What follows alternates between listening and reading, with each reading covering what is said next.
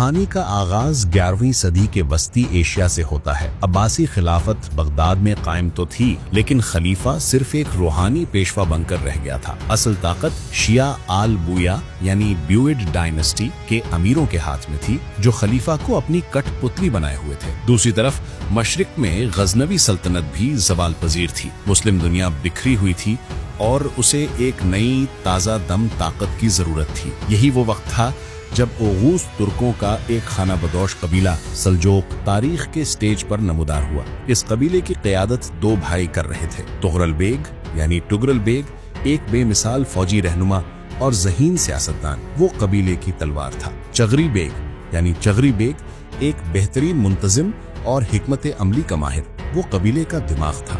یہ دونوں بھائی مل کر ایک ناقابل شکست قوت تھے۔ سلجوقیوں نے پہلے خراسان یعنی مشرقی ایران اور افغانستان کا علاقہ میں اپنی طاقت بڑھانا شروع کی، جس کی وجہ سے ان کا ٹکراؤ اس وقت کی علاقائی سپر پاور غزنوی سلطنت سے ہوا۔ غزنوی سلطان مسعود نے ان خانہ بدوشوں کو ہمیشہ کے لیے کچلنے کا فیصلہ کیا اور ایک بہت بڑی فوج کے ساتھ ان کی طرف بڑھا۔ 1040 میں دندناقان کے میدان یعنی بیٹل آف دندناقان میں تاریخ کی ایک فیصلہ کن جنگ لڑی گئی۔ غزنوی فوج تعداد میں بہت زیادہ، جنگی ہاتھیوں سے لیس اور روایتی جنگ میں ماہر، سلجوقی فوج تعداد میں کم لیکن اپنے خانہ بدوش جنگی طریقوں میں ماہر۔ تغرل اور چغری نے ایک شاندار حکمت عملی اپنائی۔ انہوں نے کھلے میدان میں لڑنے کے بجائے مارو اور بھاگ جاؤ یعنی ہٹ اینڈ رن کی پالیسی اپنائی۔ ان کے تیز رفتار گھڑ سوار دستے غزنوی فوج پر حملہ کرتے اور صحرا میں غائب ہو جاتے۔ انہوں نے غزنوی فوج کے پانی کے ذرائع اور سپلائی لائن کو کاٹ دیا۔ 3 دن کی مسلسل لڑائی اور بھوک پیاس سے تھک کر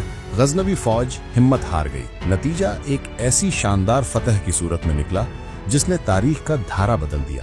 غزنوی سلطنت خراسان سے ہمیشہ کے لیے نکل گئی اور تغرل بیگ اس پورے علاقے کا نیا حکمران بن گیا۔ سلطنت سلجوقیہ کی بنیاد رکھ دی گئی تھی۔ خراسان اور ایران کو فتح کرنے کے بعد تغرل بیگ نے اپنا رخ مغرب کی طرف کیا۔ اس کی شہرت ایک عظیم سنی مسلم رہنما کے طور پر بغداد تک پہنچ چکی تھی۔ اس وقت بغداد میں عباسی خلیفہ القائم باللہ آل بویا کے شیعہ امیروں کے ہاتھوں میں قیدی جیسی زندگی گزار رہے تھے۔ خلیفہ نے تغرل بیگ کو ایک خفیہ پیغام بھیجا اور اسے بغداد آ کر آل بویا کے ظلم سے نجات دلانے کی درخواست کی۔ یہ تغرل بیگ کے لیے ایک بہت بڑا موقع تھا۔ اب وہ صرف ایک فاتح نہیں بلکہ اسلام کے روحانی مرکز کا محافظ بننے جا رہا تھا۔ 1055 میں تغرل بیگ ایک عظیم فوج کے ساتھ بغداد میں داخل ہوا۔ آل بویا کے امیر بغیر کسی بڑی لڑائی کے بھاگ گئے اور تغرل بیگ نے خلیفہ کو ان کے چنگل سے آزاد کرا لیا۔ خلیفہ القائم نے تغرل بیگ کا ایسا استقبال کیا جس کی مثال نہیں ملتی۔ انہوں نے تغرل بیگ کو نہ صرف اپنی بیٹی کا رشتہ دیا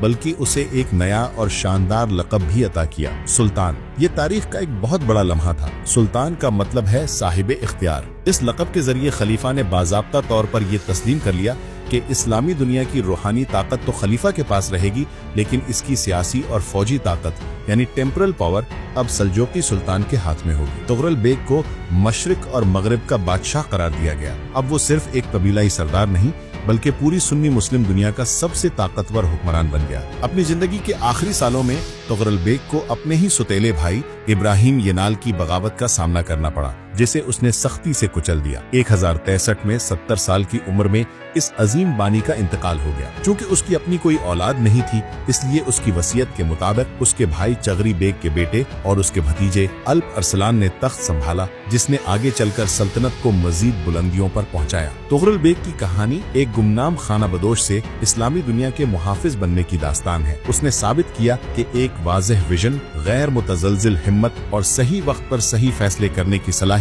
ایک چھوٹے سے قبیلے کو بھی ایک عالمی طاقت میں تبدیل کر سکتی ہے۔ وہ اس عظیم سلطنت سلجوقیہ کا وہ بنیاد کا پتھر تھا جس پر الپ ارسلان اور ملک شاہ جیسے حکمرانوں نے ایک شاندار عمارت کھڑی کی۔